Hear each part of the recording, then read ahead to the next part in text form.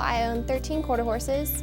I use 6 of these to compete in rodeos across the nation. I also breed. I have a stallion, I also have a mare and filly pair, and then I also train horses for other people as well as myself.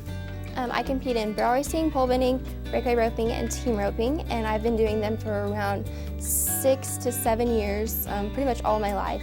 And there are quite a bit of variation. Breakaway roping and team roping are obviously roping events, and they fall more on myself, as then you have like barrel racing and pole bending, that you really have to have a good horse to be able to do that and to win on that. I'm really proud of the fact that I won 6th at Nationals, which is with all the 50 states, Canada, Australia, British Columbia. 6th at Nationals in the breakaway roping on a horse that I trained by myself. Well, another thing that I do is I train for other people, and I think people find me because they know that I ride the horses that I train at the rodeos. I also work with them 5 to 6 days a week, which is rare for trainers because they usually do 4 to 5 days a week, and I make sure that each horse has its own special time.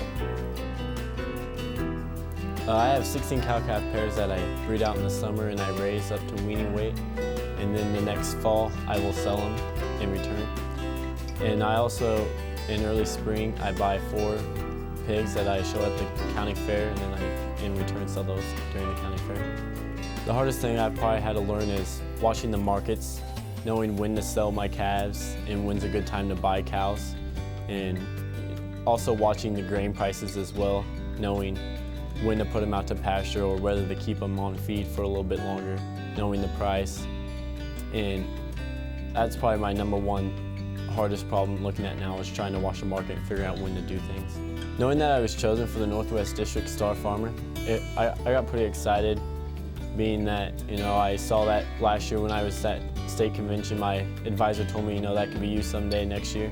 So I strived to get that, and as soon as I got it, I was really amazed with myself and happy with how I accomplished it.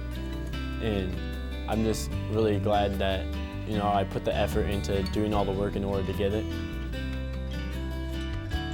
My dairy entrepreneurship SAE consists of raising registered Holstein and Jerseys and marketing their milk and offspring. I raise young breeding stock and breeding bulls for sale for other dairies.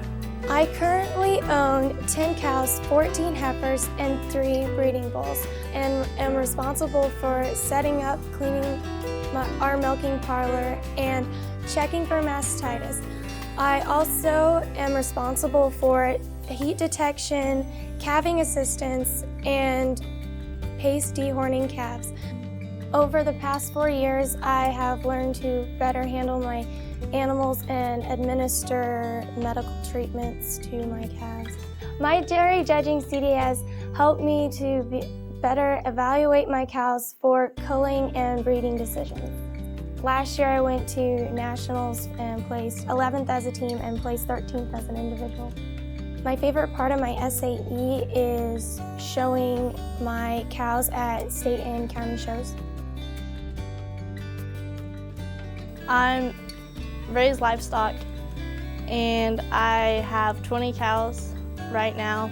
I started off small. As I got into middle school, my dad decided that I could get a youth loan from the FSA office of $5,000 and then proceed to build my cow herd from that $5,000.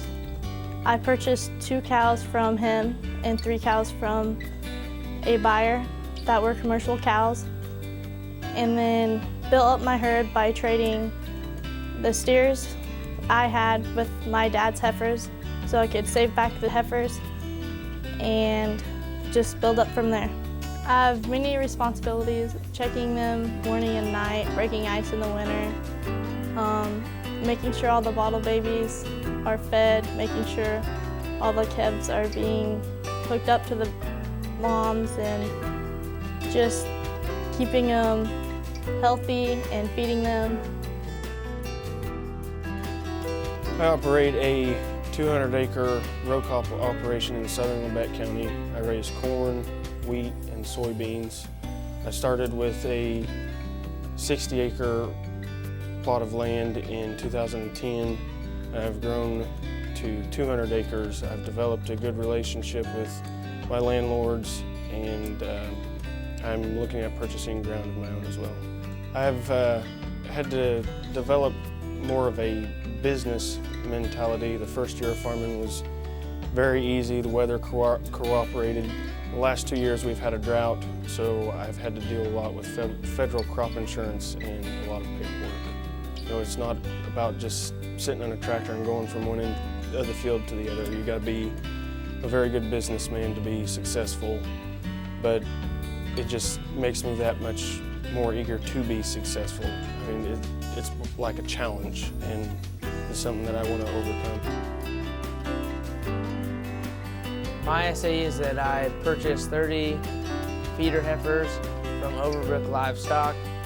I purchased them anywhere from early October to late December.